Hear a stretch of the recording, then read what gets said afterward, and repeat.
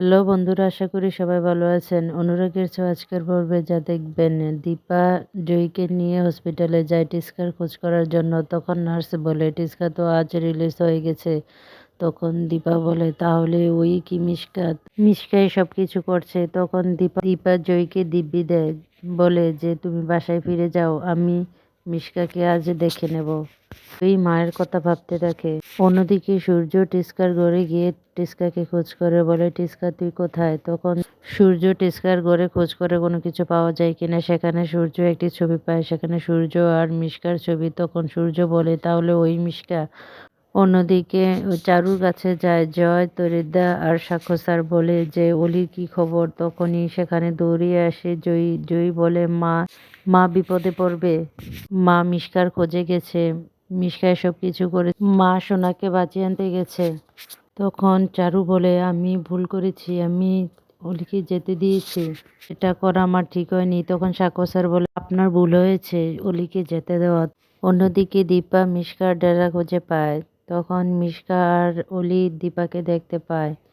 দীপা বলে মা তোর আর কোনো ভয় নেই, তোকে আমি বাঁচাবই মিশকার হাত থেকে। তখন সোনা মা মা বলে ডাকে। তখন মিশকা বলে তুমি কিছুই করতে পারবে না, এবার বন্ধ করো তোমাদের ড্রামা।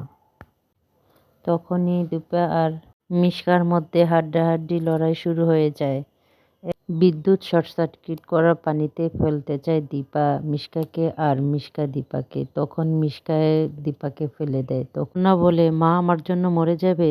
তখন সেখানে একটি রিমোট খুঁজে পায় অলি, সেটার মধ্যে অফ অন করা ছিল শর্ট সার্কিট। তখনই অলি সেটা অন অফ করে দেয়। সে সোনাকে বলে তুই এটা কি করলি, করে দিলি।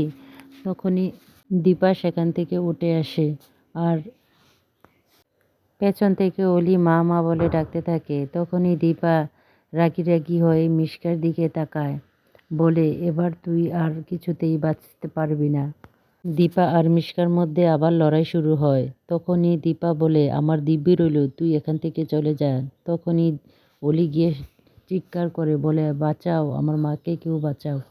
তখন সেখানে সূর্য আর জয়ী আসে, তারপর চারুরাও সেখানে উপস্থিত হয়।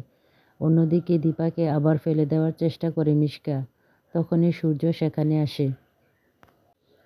মিশকা বলে সূর্য তুই আমাকে বিয়ে করবি বল, তাহলে আমি দীপাকে ছেড়ে দেব।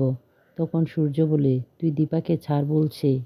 তখন মিশকা বলে তুই আমার কথা ভাব, তুই দীপার কথা ভাবা বন্ধ কর। অন্যদিকে সোনা সেন্সলেস হয়ে পড়ে। মিশকা অনেক চেষ্টা করে দীপাকে মারার জন্য, কিন্তু সূর্য বাঁচিয়ে নেয় দীপাকে। মিশকা দীপাকে মারতে যায়, তখনই হঠাৎ করে মিশকাকে গুলি করে পুলিশ। আর তখনই মিশকা গিয়ে শর্ট সার্কিট পানিতে গিয়ে পড়ে যায়। তখন সেখানে অলিরাও আসে, আর সবাই অবাক হয়ে তাকিয়ে থাকে মিশকার দিকে। মিশকা সেই পানিতে কারেন্টের শর্টে মৃত্যুবরণ করে।